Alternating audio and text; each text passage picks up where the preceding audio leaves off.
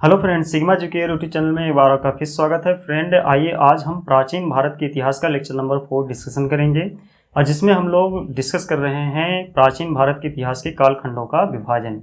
तो last video हमने friend जो प्राचीन भारत का इतिहास है उसे किन साक्ष्यों प्रमाणों के आधार पर डिवाइड किया गया है उसके विषय में हमने आपको बताया था।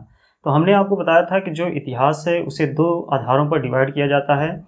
एक आधार है लिपि अथवा लेखन शैली के आधार पर और दूसरा आधार है उपकरण के आधार पर। तो जो इतिहास है उसे दो कालखंडों में डिवाइड किया गया है, एक लिपि के आधार पर इतिहास के कालखंडों का विभाजन और दूसरा है उपकरण के आधार पर इतिहास के कालखंडों का विभाजन। तो लिपि के आधार पर जब इतिहास का हम विभाजन करते हैं तो वो कितने कालखंडों में डिवाइड होता है? 3 कालखंडों में विभाजित होता है। पहले कालखंड को हम बोलते हैं प्राग ऐतिहासिक काल, दूसरा जो कालखंड था उसे बोला जाता था आद्य ऐतिहासिक काल और तीसरा कालखंड जो था उसे बोलते हैं ऐतिहासिक काल। तो पिछली वीडियो हमने प्राग ऐतिहासिक काल के विषय में, आद्य ऐतिहासिक काल के विषय में और उसके साथ साथ ऐतिहासिक काल के विषय में आपको बताया था। आज हम उसी के आगे कंटिन्यू करेंगे। ऐतिहासिक जो कालखंड है उसमें और भी डिटेल रूप से चर्चा करेंगे और उसके साथ साथ फाइनली हम डिवाइड करेंगे उपकरण के आधार पर इतिहास के कालखंडों का विभाजन, जिसमें 3 कैटेगरी आएगा, उसके विषय में हम चर्चा करेंगे फ्रेंड। तो आज का जो हमारा टॉपिक होगा वो टोटली किस पर डिपेंडेंट होगा? इतिहास के कालखंडों का विभाजन, जिसमें हम लिपि के आधार पर डिस्कशन करेंगे और उसके साथ साथ उपकरण के आधार पर भी इतिहास को क्या करेंगे? विभाजित करेंगे।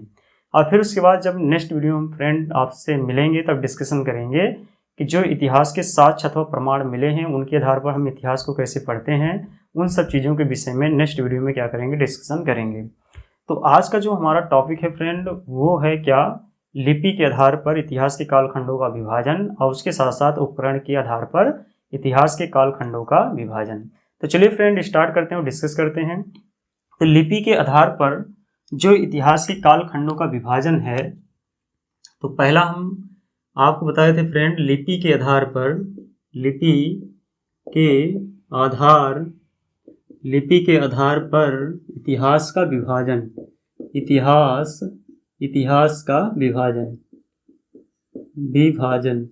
तो लिपि के आधार पर इतिहास का जो विभाजन है इससे हमने आपको पिछली वीडियो में बता दिया था। यहाँ पर सिर्फ हम थोड़ा सा इंट्रो लेंगे, कैसे इतिहास के कालखंडों का विभाजन किया गया है उसके विषय में जानने की कोशिश करेंगे। तो लिपि के आधार पर जो इतिहास का विभाजन है फ्रेंड उसे 3 पार्ट में डिवाइड किया गया है, मतलब लेखन शैली अथवा लिपि के आधार पर। तो लिपि के आधार पर जो इतिहास है वो विभाजित है 3 कालखंडों में, जिससे बोला जाता है पहला जो कालखंड हमने आपको बताया था वो क्या था? प्राग ऐतिहासिक काल। तो प्राग ऐतिहासिक काल और उसके साथ साथ जो दूसरा कालखंड था उसे हमने आपको फ्रेंड बताया था आद्य ऐतिहासिक काल। क्या था? आद्य ऐतिहासिक काल। और जो तीसरा कालखंड था लिपि के आधार पर इतिहास का विभाजन वो कौन था? जिसे बोलते हैं ऐतिहासिक काल। इसे क्या बोला जाता है? ऐतिहासिक काल कहा जाता है। तो 3 कालखंडों में इतिहास को फ्रेंड क्या किया गया था? लिपि के आधार पर डिवाइड किया गया था। पहले को बोलते हैं प्राग ऐतिहासिक काल, दूसरा है आद्य ऐतिहासिक काल और तीसरा कालखंड था जिसे बोला जाता था ऐतिहासिक काल।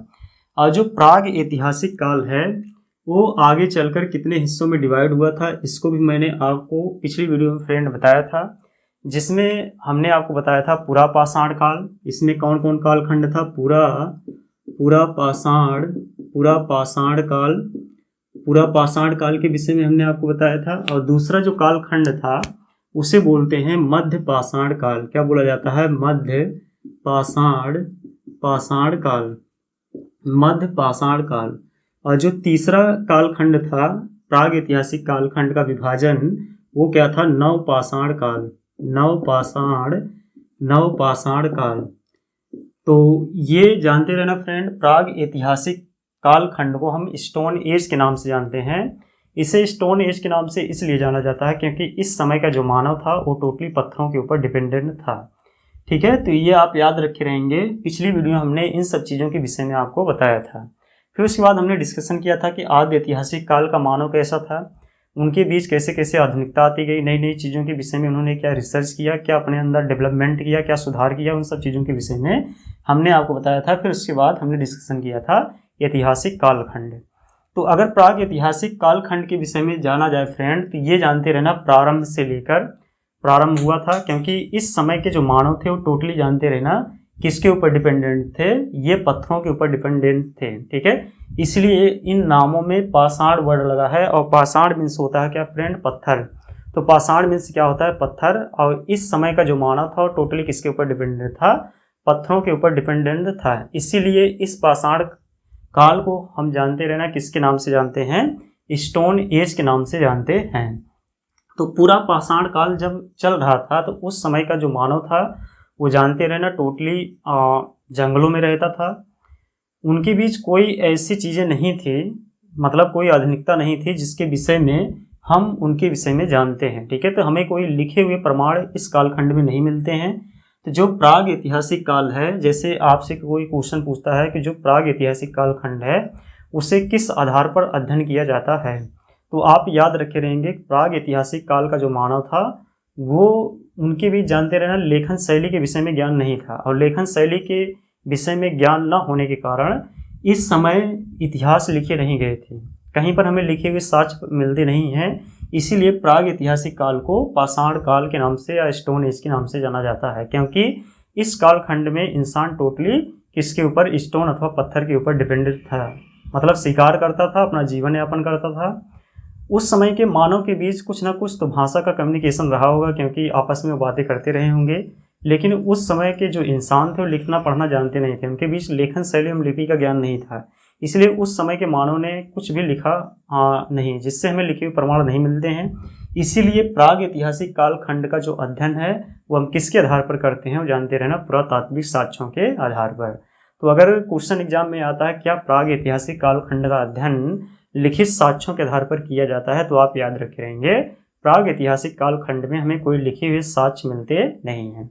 इस कालखंड में हमें याद रखे रहना सिर्फ वही मिलते हैं जैसे पाषाण कालीन वस्तुएं मिलती हैं, उन्हीं के आधार पर हम क्या करते हैं, इस कालखंड का अध्ययन करते हैं, या पुरातात्विक स्रोतों के आधार पर या पुरातात्विक साक्ष्यों के आधार पर क्या किया जाता है, इस कालखंड का अध्ययन किया जाता है। उसके बाद जब पूरा पाषाण काल, उसके बाद जब मध्य पाषाण काल आया तो फिर धीरे धीरे इंसान के बीच डेवलपमेंट होते गए, क्योंकि जैसे जैसे सिविलाइजेशन होता गया, इंसानों के बीच आधुनिकता आती गई, इंसान के बीच डेवलपमेंट होता गया, तब उन्होंने नई नई चीज़ों के विषय में खोज करना प्रारंभ किया। तो मध्य पाषाण काल तक आते आते इंसान ने जानते रहना बहुत, अभी ये तीनों जो कालखंड हैं टोटली किसके ऊपर डिपेंडेंट हैं, स्टोन पर ही डिपेंडेंट है, मतलब पत्थर पर ही डिपेंडेंट है। लेकिन इनके बीच औजार बनाने की क्षमता क्या होती गई, धीरे धीरे डेवलपमेंट होती हुई चली गई। जो पूरा पाषाण काल के हमें औजार मिलते हैं फ्रेंड, वो जानते रहना बहुत डेवलप नहीं है, लेकिन धीरे धीरे जैसे जैसे मध्य पाषाण काल आया फिर इंसान ने औजार को और डेवलप करना प्रारंभ किया, लेकिन अभी भी ये औजार किसके हैं, पत्थर के ही हैं। उसके बाद नव पाषाण काल जब आया तो इंसानों के भी बहुत सारी चीज़ों के विषय में आधुनिकता आती गई, और इस समय के जो इंसान थे उनके जो औजार थे वो जानते रहना बहुत ज़्यादा डिफाइंड अथवा वेल डेवलप हो चुके थे, जिसे बोलते हैं विकसित औजार।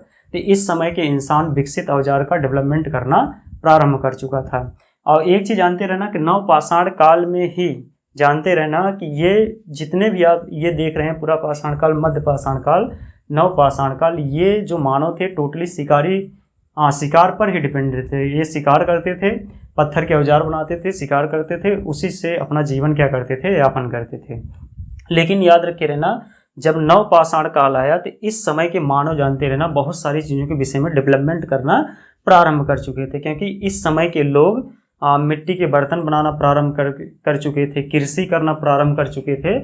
इसीलिए नव पाषाण काल को जानते रहना फ्रेंड किसके नाम से जाना जाता है, क्रांतिकारी, ठीक है, काल के नाम से जाना जाता है।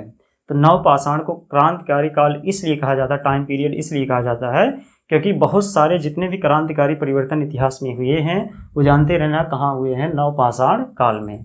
तो आप याद रखे रहेंगे कि जो प्राग ऐतिहासिक काल है वो 3 कालखंडों में विभाजित है, जिससे बोला जाता है पूरा पाषाण काल, उसके साथ साथ मध्य पाषाण काल, और तीसरा कालखंड था जिसे बोलते हैं नव पाषाण काल। पूरा पाषाण काल आगे चलकर 3 कालखंडों में और डिवाइड है, इससे हमने आपको फ्रेंड बताया था, जिससे बोला जाता है निम्न पूरा पाषाण काल, ठीक है, किस नाम से जाना जाता है, निम्न पूरा पाषाण काल, निम्न पूरा पाषाण काल, और उसके बाद मध्य पुरा पाषाण काल, क्या बोलते हैं, मध्य पुरा पाषाण काल, मध्य पुरा पाषाण काल। और लास्ट में जो एक पाषाण काल था उसे बोलते हैं उच्च पुरा पाषाण काल। क्या बोला जाता है, उच्च पुरा पाषाण काल। तो ये आप याद रखे रहेंगे कि जो पूरा पाषाण काल है वो आगे चलकर कितने कालखंडों में डिवाइड होता है, 3 कालखंड में, जिसे निम्न पुरा पाषाण काल, उसके साथ साथ मध्य पुरा पाषाण काल और उच्च पुरा पाषाण काल के नाम से जानते हैं। तो इतनी चीजें आप याद रखे रहेंगे। प्राग ऐतिहासिक काल को इतने कालखंडों में क्या किया गया, डिवाइड किया गया है। उसके बाद जब फ्रेंड आद्य ऐतिहासिक काल आया, तो आद्य ऐतिहासिक काल में जानते रहना कि हमें बहुत सारे लिखे हुए साक्ष्य मिलते हैं। तो पूछा जाता है कि जो आद्य ऐतिहासिक काल खंड का अध्ययन है वो किसके आधार पर किया जाता है। तो आद्य ऐतिहासिक काल खंड का अध्ययन जानते रहना, लिखित साक्ष्य तो हैं लेकिन हम लिखे हुए साक्ष्यों को पढ़ नहीं पाते हैं, इसलिए जानते रहना कि जो आद्य ऐतिहासिक काल खंड का अध्ययन है वो भी हम पुरातात्विक साक्ष्यों के आधार पर करते हैं। क्योंकि यदि हमारे पास लेखन शैली अथवा लिपि के विषय में जानकारी नहीं रहेगी तो उस भाषा को हम पढ़ नहीं सकते हैं। तो हमें जो आद्य ऐतिहासिक काल में लिखे हुए साक्ष्य अथवा प्रमाण मिलते हैं उन चीज़ों के विषय में हमें जानकारी नहीं है, क्योंकि उस जो प्रमाण मिले हुए हैं उन प्रमाणों पर जिस भाषा का प्रयोग किया गया है, जिस शैली अथवा लिपि का प्रयोग किया गया है उसके विषय में हमें जानकारी नहीं है। इसीलिए इस कालखंड का भी अध्ययन हम फ्रेंड किसके आधार पर करते हैं, पुरातात्विक साक्ष्यों के आधार पर करते हैं। लेकिन जैसे जैसे ऐतिहासिक काल आया तो ऐतिहासिक काल में हमें लिखे हुए साक्ष्य तो आद्य ऐतिहासिक काल में ही मिल चुके हैं, और ऐतिहासिक काल के जो हमें साक्ष्य प्राप्त हुए हैं वो लिखित साक्ष्य भी हैं और उसके साथ साथ पुरातात्विक स्रोतों के आधार पर भी किया जाता है। क्योंकि कभी कभी जो ऐतिहासिक काल में लिखित साक्ष्य हमें मिलते हैं उन लिखित साक्ष्य को हम लिंक करते हैं पुरातात्विक स्रोतों के आधार पर, तो इससे भी हमें इतिहास के विषय में पता चलता है फ्रेंड। तो आप याद रखे रहेंगे, क्वेश्चन पूछता है कि जो ऐतिहासिक कालखंड का अध्ययन है वो किसके आधार पर किया जाता है, तो आप याद रखे रहेंगे लिखित साक्ष्य एवं पुरातात्विक साक्ष्यों के आधार पर क्या किया जाता है, इतिहास के कालखंडों का अध्ययन किया जाता है। क्योंकि ऐतिहासिक काल में जितने भी साक्ष्य लिखे गए हैं उसके विषय में हमें जानकारी है। उसके विषय में जानकारी इसलिए है क्योंकि उस शैली एवं लिपि के विषय में हम जानते हैं, इसलिए उन भाषाओं को हम पढ़ सकते हैं। इसीलिए ऐतिहासिक काल का जो अध्ययन है वो लिखित साक्ष्य के आधार पर और उसके साथ साथ पुरातात्विक स्रोतों के आधार पर भी किया जाता है। लेकिन अगर आपसे क्वेश्चन पूछा जाएगा प्राग ऐतिहासिक काल अथवा आद्य ऐतिहासिक काल, इसका अध्ययन कैसे किया जाता है, तो जो प्राग ऐतिहासिक काल है वो टोटली अध्ययन किया जाता है किसके आधार पर, पुरातात्विक स्रोतों के आधार पर, क्योंकि यहाँ पर कोई लिखे हुए साक्ष्य अथवा प्रमाण हमें मिले नहीं हैं। लेकिन आद्य ऐतिहासिक काल खंड में हमें लिखे हुए साक्ष्य अथवा प्रमाण मिले हैं, लेकिन उनके विषय में, उसकी शैली के विषय में, लेखन शैली के विषय में जानकारी न होने के कारण तो उस भाषा को हम पढ़ नहीं सकते हैं। इसलिए आद्य ऐतिहासिक कालखंड का भी अध्ययन किसके आधार पर किया जाता है, पुरातात्विक साक्ष्यों के आधार पर किया जाता है। उसके बाद ऐतिहासिक काल के विषय में अगर पूछेगा तो आप याद रखे रहेंगे, इस कालखंड का अध्ययन हम किसके आधार पर करते हैं, लिखित साक्ष्य और उसके साथ साथ पुरातात्विक स्रोत दोनों के आधार पर क्या किया जाता है, इस कालखंड का अध्ययन किया जाता है। तो यहाँ तक हमने फ्रेंड आपको बताया था ऐतिहासिक काल तक। तो आज का जो हमारा टॉपिक है वो क्या है, ऐतिहासिक काल। तो ऐतिहासिक काल के आगे हम और भी देखेंगे कि जो ऐतिहासिक काल का मानव था वो कैसा था और ऐतिहासिक काल आगे चलकर कितने कालखंडों में विभाजित है उसके विषय में क्या करेंगे, डिस्कशन करेंगे। और फिर हम देखेंगे कि उपकरण के, ये तो लिपि के आधार पर इतिहास के कालखंड का विभाजन है। फिर दूसरा हम प्रकार देखेंगे उपकरण के आधार पर इतिहास के कालखंडों का विभाजन। तो चलिए आज हम अपना टॉपिक डिस्कस करते हैं जिसे बोला जाता है ऐतिहासिक काल। तो ऐतिहासिक काल, तो पिछली वीडियो में हमने आपको यहाँ तक बताया था कि ऐतिहासिक काल के विषय में। जो ऐतिहासिक काल का मानव है इसमें हमने आपको बताया था कि ऐतिहासिक काल का मानव वेल डेवलप हो चुका है और आधुनिक हो चुका है। तो इसके बीच जो लेखन शैली एवं लिपि का भी क्या हो चुका है, विकास हो चुका है। इसलिए इस कालखंड का मानव इतिहास को लिखना प्रारंभ किया। तो हमें जितने भी साक्ष्य ऐतिहासिक काल में मिलते हैं फ्रेंड, वो जानते रहे लिखे हुए साक्ष्यों के रूप में मिलते हैं और उसके साथ साथ पुरातात्विक स्रोतों के आधार पर इस कालखंड का अध्ययन करते हैं। तो ऐतिहासिक जो काल है फ्रेंड, ऐतिहासिक काल को हम आगे कितने कालखंडों में डिवाइड करते हैं, 3 कालखंडों में विभाजित करते हैं। जो ऐतिहासिक काल है वो आगे चलकर 3 कालखंडों में विभाजित किया गया है। तो लिखेंगे ऐतिहासिक काल को ऐतिहासिक ऐतिहासिक ऐतिहासिक काल को तीन भागों में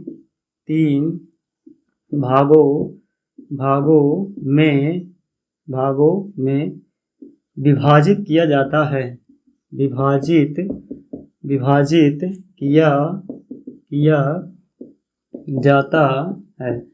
जो ऐतिहासिक काल है वो आगे चलकर कितने कालखंडों में विभाजित है? 3 भागों में विभाजित किया गया है। पिछली वीडियो में हमने ऐतिहासिक काल के विषय में बहुत सारी चीज़ों के विषय में बताया था, तो इसलिए हम यहाँ नहीं बताएंगे, डायरेक्ट हम आ रहे हैं ऐतिहासिक काल को कितने भागों में विभाजित किया गया है? 3 भागों में। और वो 3 भाग कौन कौन थे? प्राचीन भारत का इतिहास एक था जिसे बोला जाता है प्राचीन भारत का इतिहास प्राचीन भारत का इतिहास। और प्राचीन भारत के इतिहास में आप याद रखे रहेंगे फ्रेंड, हम पूरा पाषाण, मध्य पाषाण, नव पाषाण काल को भी पढ़ते हैं। ठीक है, तो प्राचीन भारत का इतिहास है। और उसके साथ साथ बी वाला हम डिस्कस करेंगे जिसे बोला जाता है मध्यकालीन भारत का इतिहास। क्या बोला जाता है? मध्यकालीन भारत का इतिहास। तो मध्यकालीन भारत का इतिहास तो कौन कौन है? प्राचीन भारत का इतिहास है, मध्यकालीन भारत का इतिहास है, और तीसरा जो है उसे बोला जाता है आधुनिक भारत का इतिहास। क्या बोला जाता है? आधुनिक इसे क्या बोलते हैं? आधुनिक भारत का इतिहास। तो आधुनिक भारत का इतिहास। तो ये आप याद रखे रहेंगे कौन कौन है? प्राचीन भारत का इतिहास है, और उसके साथ साथ मध्यकालीन भारत का इतिहास है, और तीसरा है आधुनिक भारत का इतिहास। जो प्राचीन भारत का इतिहास है इसका हमने टाइम पीरियड आपको बताया था कि 600 BC से लेकर कब तक? 712 AD तक। इसका टाइम पीरियड कितना है? 600 BC। समय इसका क्या है फ्रेंड? तो समय लिखेंगे टाइम पीरियड 600 BC से लेकर 712 AD तक। तो इसका टाइम पीरियड आप याद रखे रहेंगे कितना समय है? 600 BC से लेकर 712 AD तक। तो BC मीन्स होता है बिफोर क्राइस्ट, मतलब ईसा मसीह के जन्म से पहले की बात हो रही है, और उससे लेकर उसके बाद मतलब 712 AD मतलब होता है सन। तो इन सब चीज़ों के विषय में हमने आपको बताया था कि प्राचीन जो भारत के इतिहास का समय है वो क्या है? 600 BC से लेकर 712 AD तक। ठीक है, तो और एक चीज़ याद रखे रहेंगे, जो मध्यकालीन भारत है, तो मध्यकालीन जो भारत का इतिहास है वो जानते रहना, इसका टाइम पीरियड है 712 AD से लेकर 1760। ठीक है, तो ये इसका समय फ्रेंड आप याद रखे रहेंगे कितना है? 712 AD से लेकर 1707 AD तक। तो इसका टाइम पीरियड आप याद रखे रहेंगे 1712 AD से लेकर 1707 AD तक। ठीक है, तो विभिन्न प्रकार के राइटर के अलग अलग मत हैं। बहुत सारी किताबें आप देखेंगे कि ये सन क्या होते हैं? डिफ्रेंशिएट होते हैं, मतलब अलग अलग मिलते हैं। तो इससे कोई फर्क नहीं पड़ता क्योंकि सबके अलग अलग मत हैं, सबके अलग अलग विचार हैं, उन्हीं के अनुसार वो लोग क्या किए हैं? इतिहास को विभाजित किए हैं। तो आप याद रखें मध्यकालीन जो भारत का इतिहास है वो 712 AD से लेकर 1707 AD तक है। ठीक है, उसके बाद जो आधुनिक भारत का इतिहास है वो आप याद रखे रहेंगे। तो आधुनिक भारत का इतिहास कब से है? 1707 AD। ठीक है, तो 1707 AD से लेकर आधुनिक भारत का जो इतिहास है वो आप याद रखे रहेंगे 8वीं शताब्दी से लेकर कब तक है? ये 8वीं शताब्दी से लेकर आज़ादी तक। क्या लिखेंगे? तो लिखेंगे 8वीं शताब्दी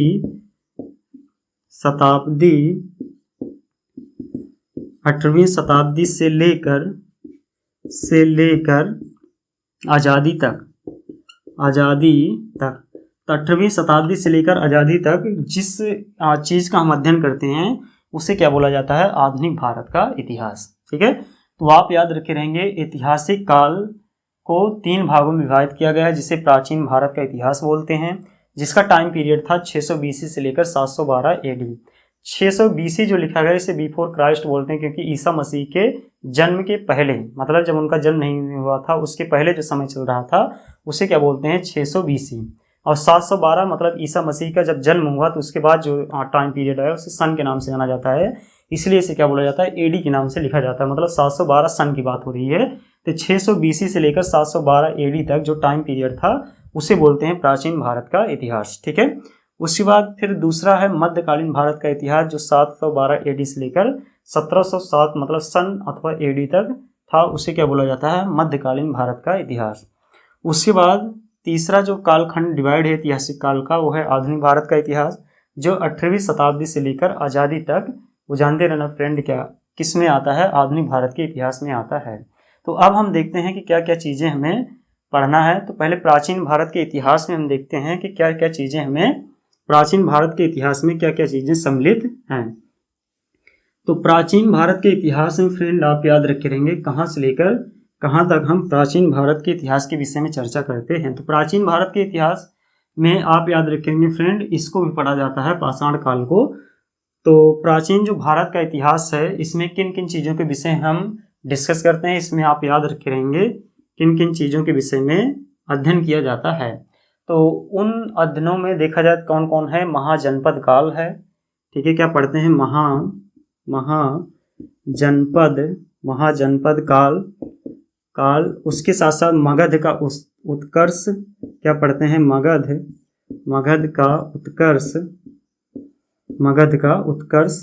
तो आप याद रखे रहेंगे क्या क्या चीज़ें डिस्कस की जाती हैं महाजनपद काल, उसके साथ साथ मगध का उत्कर्ष मतलब कि महाजनपद काल के विषय में पढ़ते हैं, उसके साथ साथ मगध के उत्कर्ष के विषय में पढ़ते हैं। उसके बाद तीसरा इसी में पढ़ते हैं मौर्य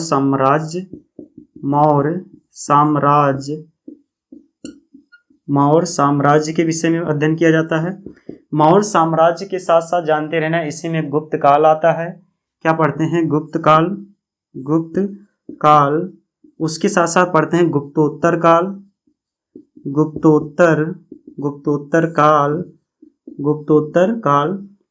तो मगध महाजनपद काल, उसके साथ साथ मगध का उत्कर्ष, मौर्य साम्राज्य, गुप्त काल, गुप्तोत्तर काल, उसके साथ साथ उसे बोला जाता है राजपूत काल। उसके बाद दक्षिण भारत, क्या क्या पढ़ते हैं, राजपूत काल के विषय में भी अध्ययन किया जाता है। उसके बाद हम पढ़ते हैं दक्षिण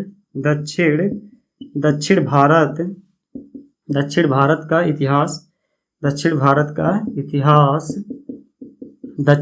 का इतिहास।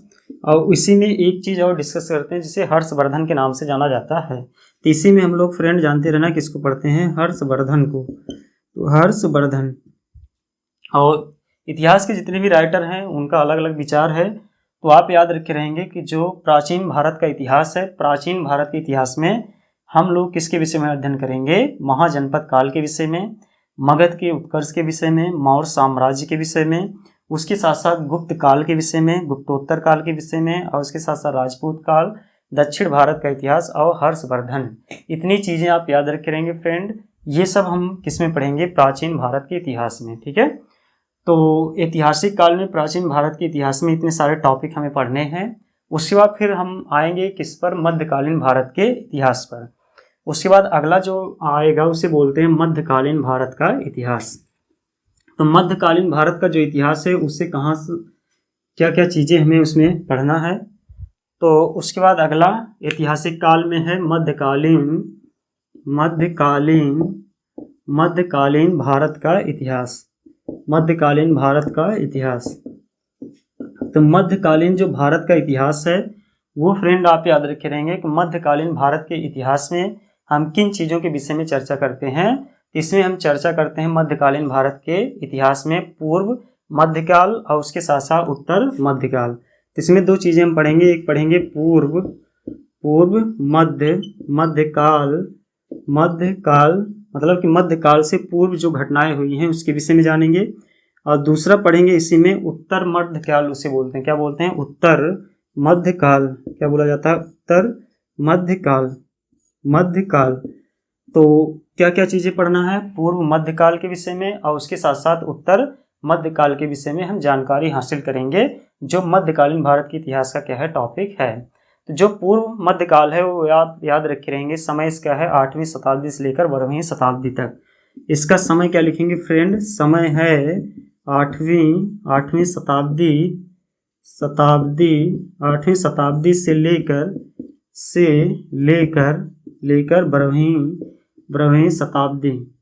12वीं शताब्दी तक। ठीक है, तो ये आप याद रखे रहेंगे। पूर्व जो मध्यकाल है उसका समय है 8वीं शताब्दी से लेकर 12वीं शताब्दी तक। जिन चीज़ों के विषय में अध्ययन करते हैं वो किस में आता है, पूर्व मध्यकाल में आता है। और उसके साथ साथ जो उत्तर मध्यकाल है, उत्तर मध्यकाल का टाइम पीरियड आप याद रखेंगे 12वीं शताब्दी से लेकर कब तक, 18वीं शताब्दी तक। मतलब कि 12वीं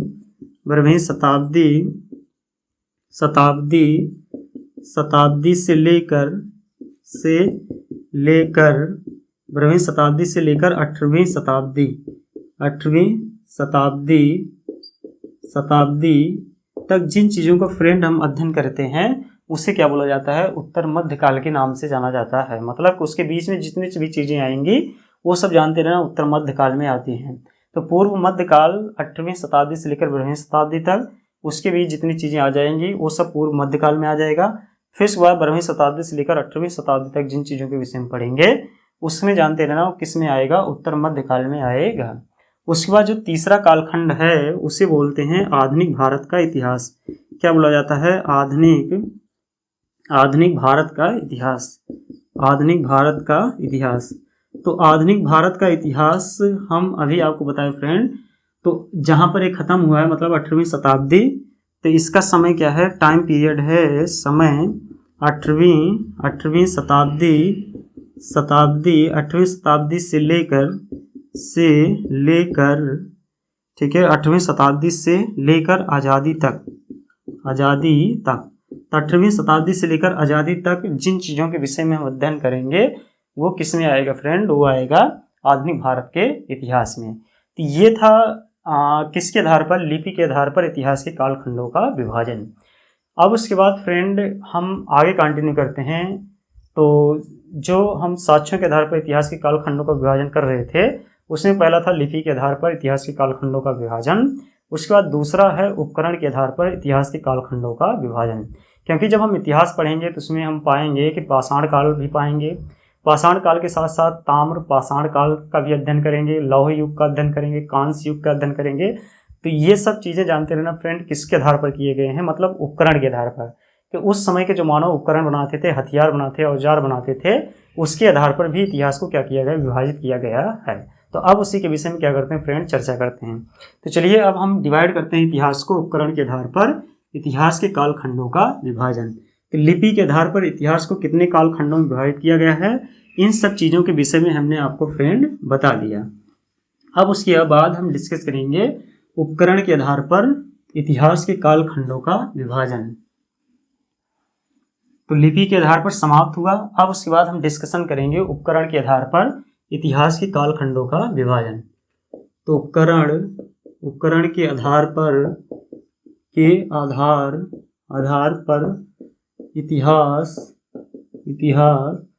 का विभाजन।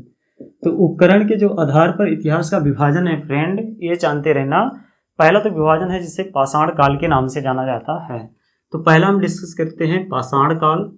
पाषाण काल इसलिए आएगा उपकरण के आधार पर क्योंकि ये लोग, पाषाण मीन्स होता है स्टोन अथवा पत्थर, क्योंकि पत्थर के भी औजार बनाते थे। और हम उपकरण के आधार पर इतिहास का विभाजन कर रहे हैं, इसलिए इस कालखंड में पाषाण काल भी आएगा।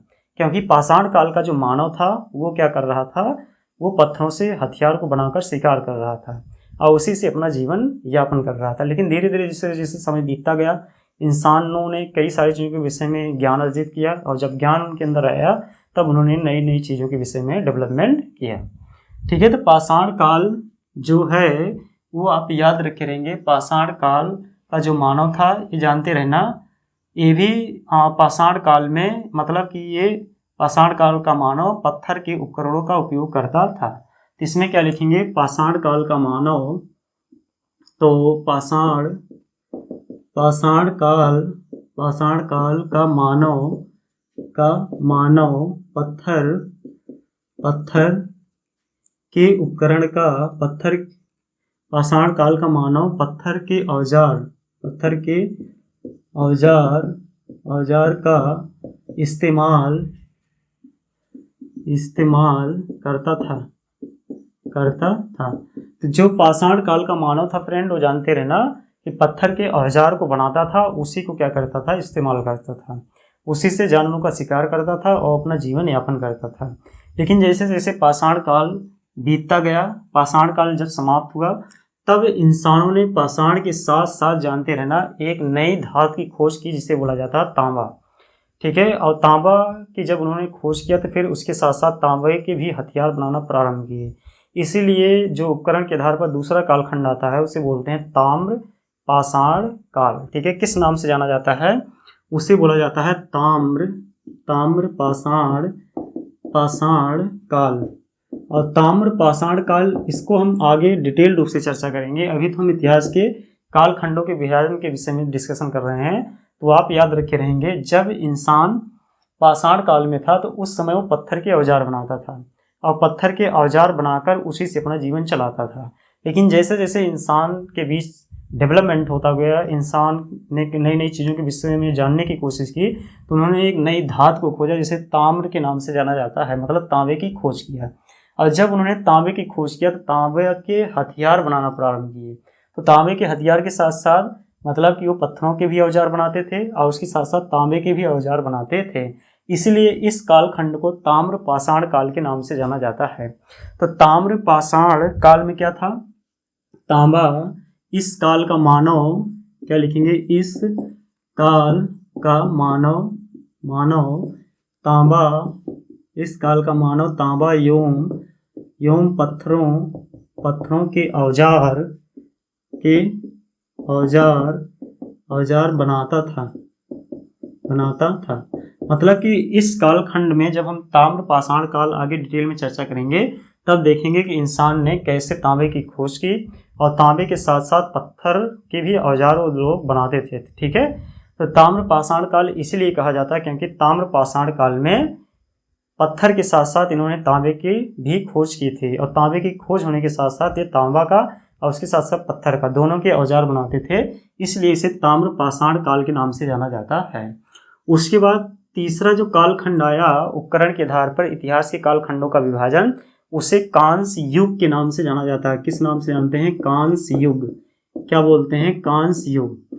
अब धीरे धीरे और भी आधुनिकता आ गई इंसान के अंदर, क्योंकि कांस्य युग का जो मानव था वो कांस्य युग में किन किन चीज़ों का, कापर प्लस टिन, ठीक है, दो धातुओं को मिलाकर उन्होंने कांसा का निर्माण किया जिसे कांसा बोलते हैं। क्या मिलाया था उसने, कापर और उसके साथ साथ प्लस टिन।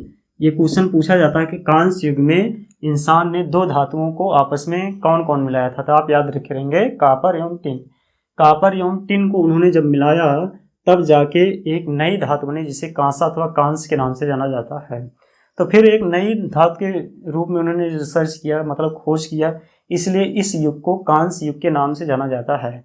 तो मतलब कि इस इंसान का मानव जो था वो किन किन चीज़ों के औजार बनाता था, तो मतलब कांस्य युग का मानव कांसा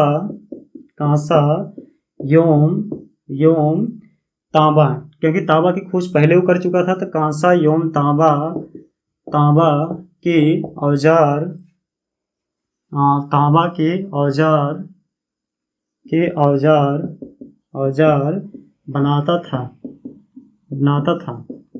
तो आप याद रखे रहेंगे फ्रेंड, जब कांस्य युग आया तो इंसान ने एक नई धातु की खोज की, कापर एवं प्लस टिन दोनों को मिलाकर एक नई धातु बनाया जिसे कांसा के नाम से जाना जाता है। और उसी कारण इसका नाम जो पड़ा है वो क्या है, कांस्य युग, क्योंकि इस युग में एक नई धातु की खोज हुई थी जिसे कांसा के नाम से जाना जाता है। और तांबा की जो खोज हुई है वो ताम्र पाषाण काल में हुआ है, इसलिए इस कालखंड का जो मानव है वो कांसा एवं तांबा इन दोनों को इस्तेमाल कर हथियार बनाता था और उसी से क्या करता था, अपना जीवन यापन करता था। उसके बाद जब ये कालखंड समाप्त हुआ तो फिर उसके बाद एक नया युग आया जिसे हम किस नाम से जानते हैं, लौह युग के नाम से जानते हैं। तो अगला जो आया उसे बोलते हैं लौह युग। लौह युग मतलब कि इस युग में जानते रहना फ्रेंड, किसकी खोज हुई, लोहा की, मतलब कि आयरन की खोज हुई, और इसीलिए इस युग को किस नाम से जाना जाता है, लौह युग के नाम से जाना जाता है। तो इस कालखंड में याद रखे रहना मैक्सिमम जो इंसान औजार बनाता था वो लोहे का, ठीक है। तो मतलब इस काल का मानव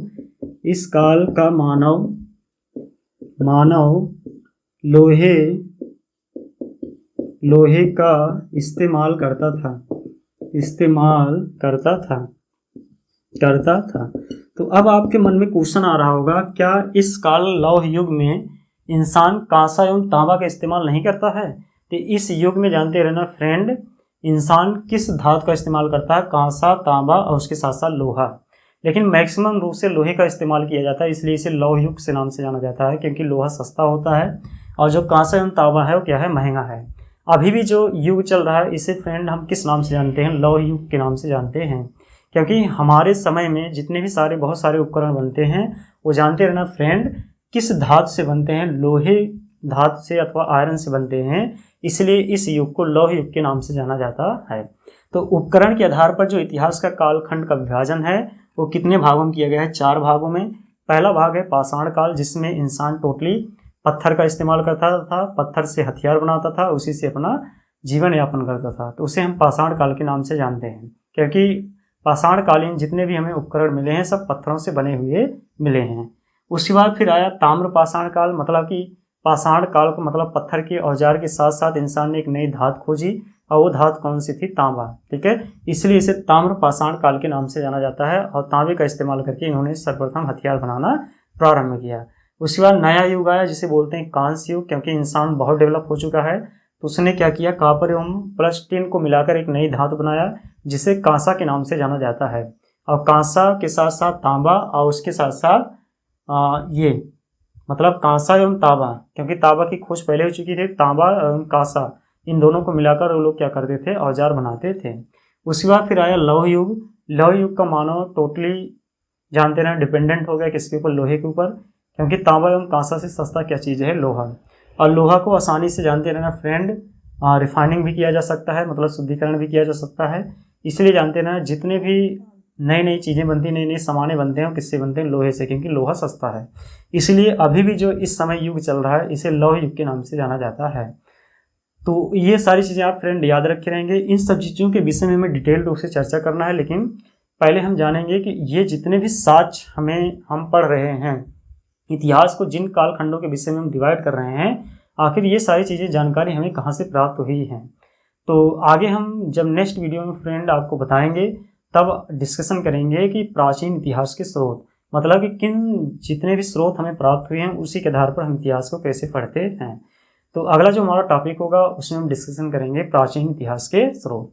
तो अभी तक हमने क्या बताया फ्रेंड कि जो इतिहास है उसे 2 भागों में विभाजित किया गया है। एक भाग है जिसे बोलते हैं लिपि के आधार पर इतिहास के कालखंडों का विभाजन, और इसमें 3 कालखंड आता है जिसे प्राग ऐतिहासिक काल अथवा प्राग इतिहास के नाम से जाना जाता है। दूसरा कालखंड है जिसे आदि ऐतिहासिक काल, और तीसरा कालखंड है जिसे ऐतिहासिक काल के नाम से जाना जाता है। उसके बाद फिर इतिहास को हम उपकरण के आधार पर डिवाइड किए, जिसमें 4 कैटेगरी आई। 4 भाग कौन कौन से हैं? पहला है पाषाण काल, जिसमें इंसान पत्थरों के औजार बनाता था। दूसरा आया ताम्र पाषाण काल, मतलब तांबे के साथ साथ इन्होंने पत्थर को भी इस्तेमाल किया है, इसलिए इसे ताम्र पाषाण काल के नाम से जानते हैं।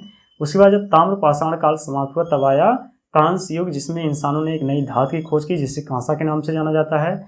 और फिर लास्ट में उपकरण के आधार पर लौह युग आया, और लौह युग में इंसानों ने लोहे की खोज की और लोहे के हथियार बनाना प्रारंभ किए। ये था लिपि एवं उपकरण के आधार पर इतिहास के कालखंडों का विभाजन। तो ये सारी चीज़ें आप याद रखेंगे। उसके बाद जब हम नेक्स्ट वीडियो में मिलेंगे तब डिस्कस करेंगे प्राचीन इतिहास के स्रोत। तो मिलते हैं अगले वीडियो में फ्रेंड। यदि ये वीडियो आपको अच्छा लगा तो हमारे यूट्यूब चैनल को जरूर सब्सक्राइब करें। मिलते हैं अगली वीडियो में, तब तक के लिए जय।